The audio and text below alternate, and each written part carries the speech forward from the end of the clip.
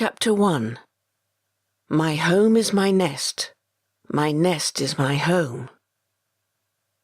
The night owls have swooped soundlessly to their beds, feathers fluffed and fresh with forest air. The bats have quick-flitted to their roosts, to dangle and swing. The dark, dark creatures have scuttled into their hidey-holes. Shh! All is secret silent in the forest. The hedgehogs are tucked up, embraced tightly in leafy curls. The foxes have long since reached the snug safety of their dens. Shh! All is still.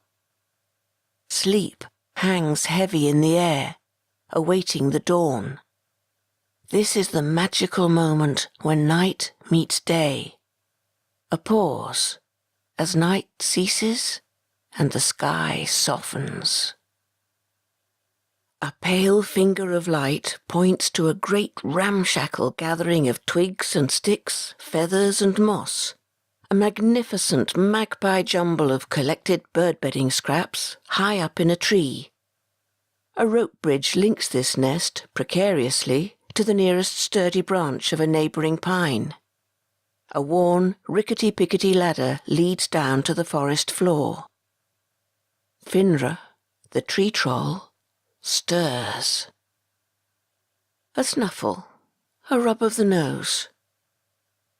The gentle light arrives at the entrance to his home.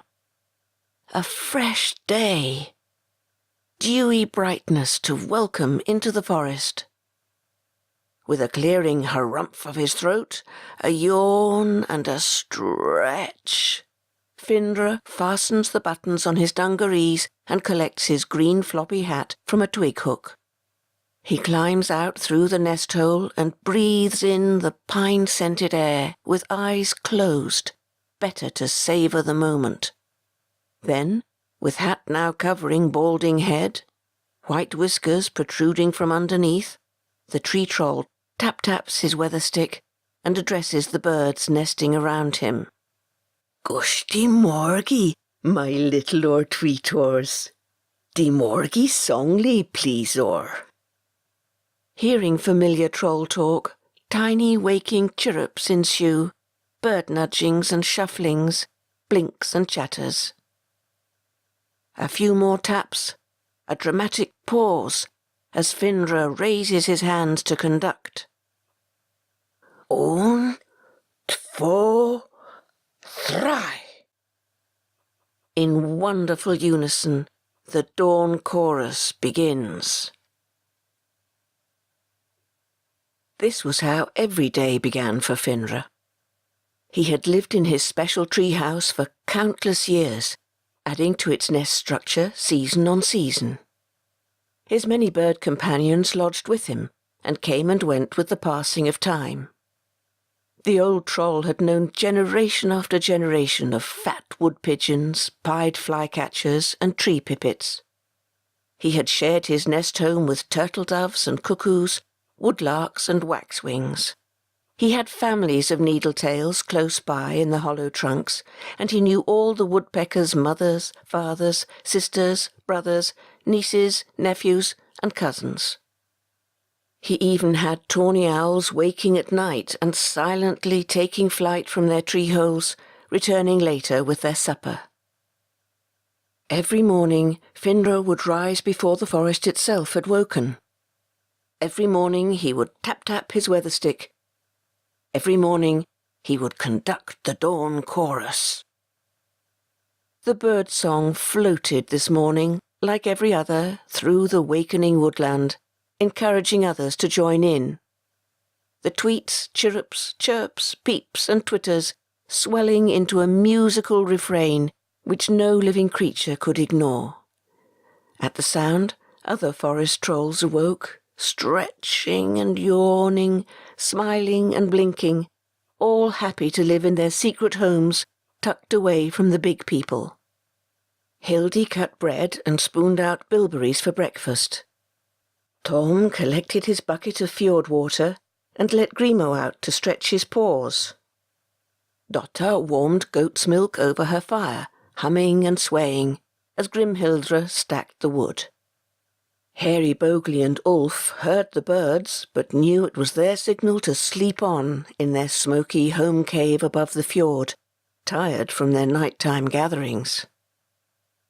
With bare, hairy feet, Finra stepped onto his rope bridge and pointed his weather stick up at the sky.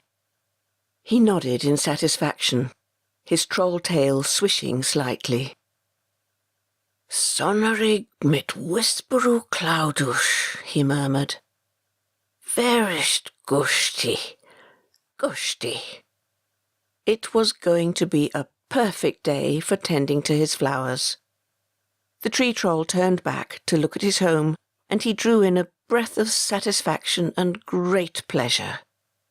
The seedlings he had planted on the outside had flourished over the last few weeks, and bright colours sprouted from every tiny mossy nook. It was a glorious, hanging flower basket of a treehouse nest. Finra loved it. The birds loved it. The bees and the butterflies loved it. The trolls, who gathered mushrooms and firewood from the forest floor below, loved it. The flowers were not just for decoration and everyone's delight, though. They were not just for scenting the forest air, mingling with pine and herbs, encouraging nectar-sipping insects and pollen-collecting honeymakers. Finra collected their petals for perfumes and fragrant pomander-making. He knew exactly which and how many to mix together for the perfect aroma bouquet, and he knew at what time to gather the flower's softness into his bottles and jars. His skill in choosing and blending was unique. No other troll had his knowledge. Finra also knew everything about bark and leaves, seeds and roots, and deep-buried truffles. He knew how to forage without upsetting the delicate balance of the woods. He did not disturb the beetles and spiders, or the many-legged millipedes, if he could help it. He knew how to dry pieces of fallen bark, later grinding them between two specially chosen stones into a fine powder. He knew how to boil gnarled roots in collected waterfall splashes over his little fire in a clearing, enjoying the earthy bonfire smell. With age-old knowledge, he cooled and bottled the liquor, ready for use when necessary. Finra was always busy, for Finra had a gift. He was able to select exactly the right powder to mix with milk or water, to pour exactly the right amount of root liquor, and to combine any number of different ingredients to make all manner of concoctions. In short, he was a medicine maker. There was a certain magic about him which enabled him to understand a fever or a condition or an illness, and then to blend his homemade forest remedies for immediate recovery of the patient. All trolls have some knowledge of medicines. Hildi was very skilled in honey medicine making, and Dotta tended her animals with fearful jumbles of love and hope. But Finra was the real expert. He kept his pots and jars and bottles in small, feather-lined hollows in his tree nest, winched up in a small bucket, by rope, from the ground below. At times he had barely enough room to curl up inside, if he had been particularly busy with his alchemy that day. Somehow, though, there would be just a little space left for Finra to lie on the downy floor, with hairy troll knees tucked up underneath his soft blanket, and there he would sleep soundly until it was time to rouse his bird lodgers. All Finra's birds were wild. They chose to share his nest home because they felt safe and there were always scraps of food available. They were free to fly away and nest elsewhere, should they wish to, and so they came and went of their own free will. However, whilst Finra loved them all and enjoyed their company, he longed for a special friend. After all, Hildi and Tom had each other, Grimo the cat, and Tracker the dog, not to mention their mice. Dotta and Grimhildra had their flaggermusses, Pippi and Fugg.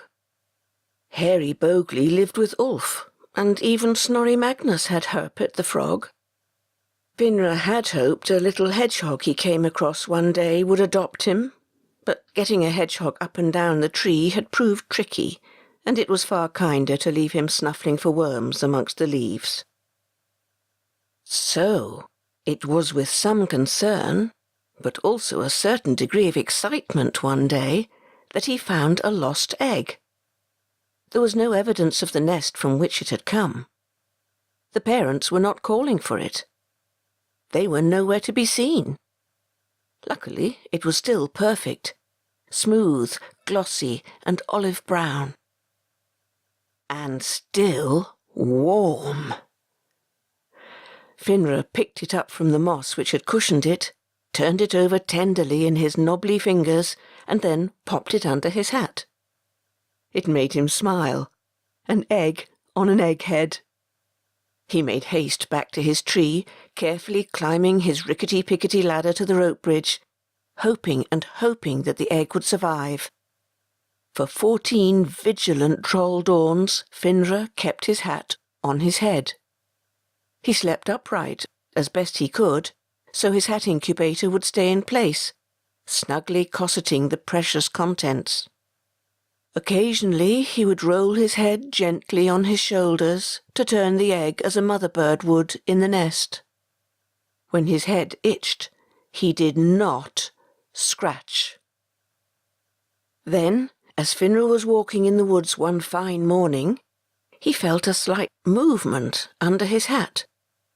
He stood stock still, holding his breath, waiting.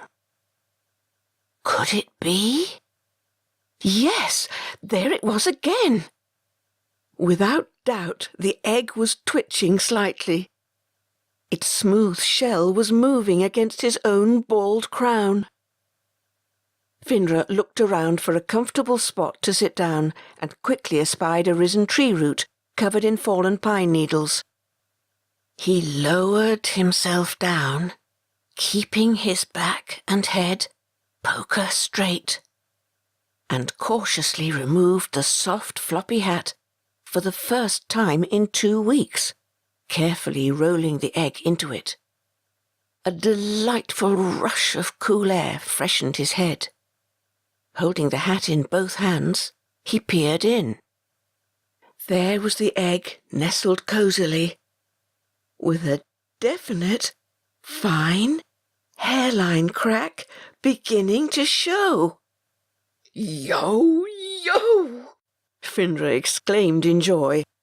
"My baby tweetor comely, my littlor eggsy brokest." The new father-to-be looked around him excitedly, hoping he could share his news with another forest troll, but he was quite alone. A scratching sound was to be heard, delicate but insistent. Finra stared wide-eyed into the depths of his hat. "Comely, comely, my baby," he encouraged, urging the tiny beak to peck and the little toes to scrape. The crack became a chink. As Finra watched, a flimsy white tissue layer was revealed, and he could see fidgety movement underneath it. His heart began to pound. A brand new life, here in his hands. He had seen many baby birds in the lodging nests of his home, but the hatchings had always been quiet, private moments for the mother and father. The wise troll left them to their wild nature and instincts. This, though, was different. This was a hatching of his own making. He, Finra, had found and adopted this egg so full of promise. He, Finra, had cared for it and kept it warm day and night.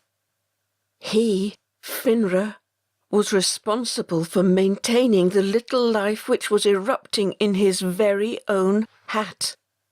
His heart swelled with pride. And so, after much wriggling and chipping, scratching and scraping, When the damp fledgling head finally poked out of the shell, the first thing the baby nightingale saw was Finra's beaming face. She saw his bright, beady, bird-like eyes.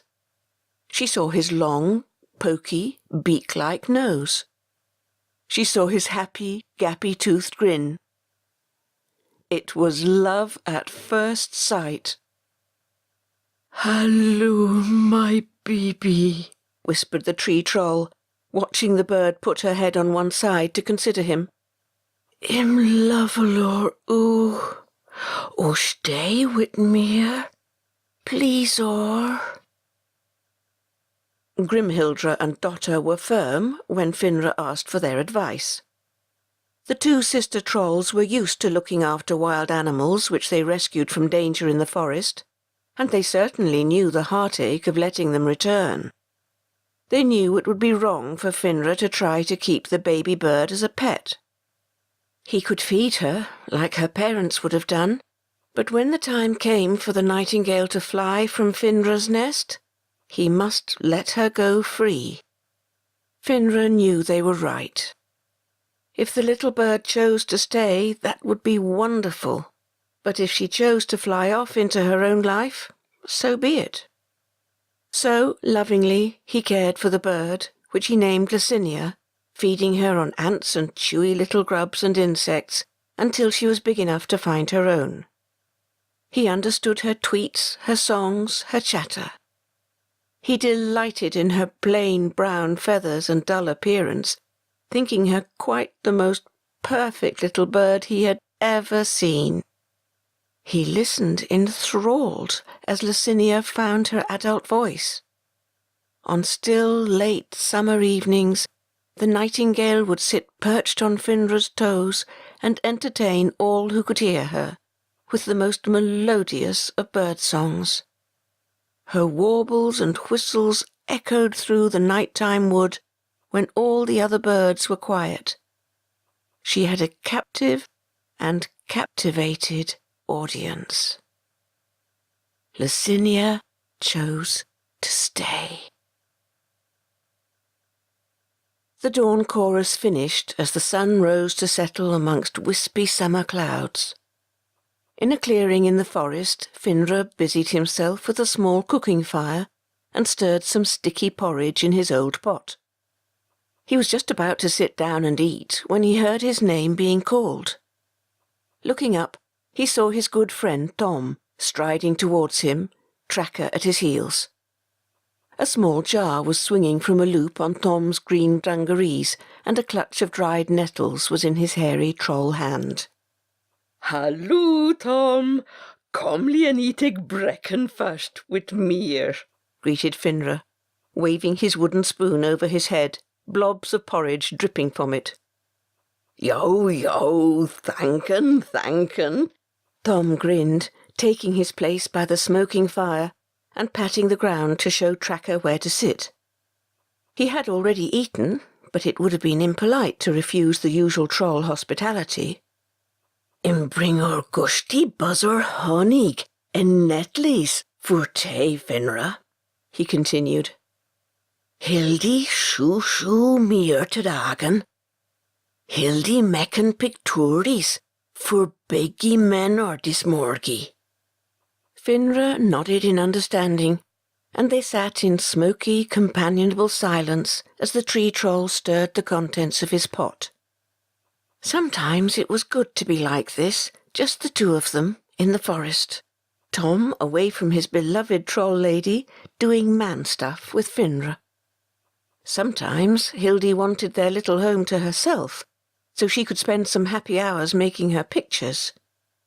She used them in exchange for items the trolls could not find or make for themselves, although any dealings with the big people always carried an element of risk. She had a few special contacts in the nearby town, big people who would accept her as she was, not jeer at her short, hairy legs and trollish ways. Big people who would not want to disturb their way of life, or capture them to use as workers, or do them harm. These few big people valued Hildy's creative pieces, and would sell them on, without telling others who had made them. Tom knew better than to get in her way once she had cleared the tiny kitchen table and begun to arrange her herbs and ferns and dried forest flowers. As always, Finra welcomed the company. He accepted Tom's honey with enthusiasm and spooned a dollop into his porridge.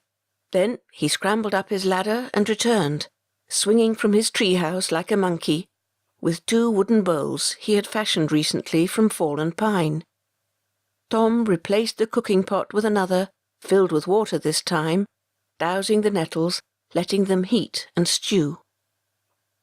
Contentedly listening to the crackle of the burning sticks, wafting the smoke away from their faces now and then, the 2 friends tucked their troll tails underneath them and shared the sweet, steaming oats. What a perfect start to the day! After breakfast there would be jobs to do, but ones which would be fun and not a hardship. The flowers in Findra's treehouse would be watered and picked. The bees and insects would join him as he preened and tweaked. Perhaps he would wander, weather stick in hand, through the green forest, collecting barks and roots. Perhaps he would join Tom in his little blue fishing boat, Mystic Water, out on the fjord, letting his hands trail in the icy water. What a wonderful life! Nothing could spoil it. Then, unexpectedly, a cloud shifted to block the sun. The trolls felt a cool breath of wind, which made the backs of their hairy necks goose-pimple momentarily. Finra looked up at the sky quizzically. He raised a wise eyebrow, and then a frown creased his face. He was good at reading nature. He was good at understanding signs. He had not expected the weather to change this morning. He felt ever so slightly uneasy. The day had started off so cheerily. Here he was with his good friend, eating good food. All was well in the forest as far as he could tell. The birds and woodland creatures were fine and dandy. The sunshine had been so bright. One dark rain cloud. Was this a sign?